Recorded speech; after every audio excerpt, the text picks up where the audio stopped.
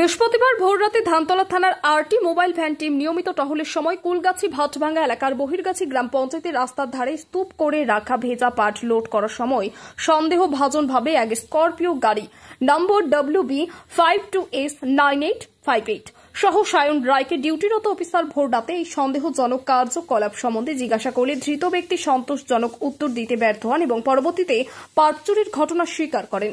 এ বিষয়ে ধানতলা থানায় মামলা রুজু করা হয়েছে এবং অভিযুক্তকে গ্রেফতার করা হয়েছে। পাট ও যানবাহন দুটোই জব্দ করা হয়েছে। ধৃত ব্যক্তিকে রানাঘাট মহকুমা আদালতে পেশ করা হয় এবং পরবর্তী তদন্তের স্বার্থে পুলিশ হেফাজতে নেওয়ার আবেদন জানানো হয়।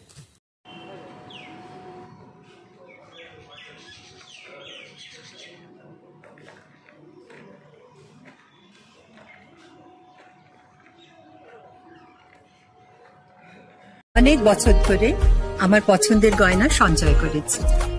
এবার দেব আমার প্রিয় মানুষ। না, it's yours. Now it is yours. আমার পছন্দের গয়না আজ থেকে সোহান, Pure and Precious, Orient Jewelers।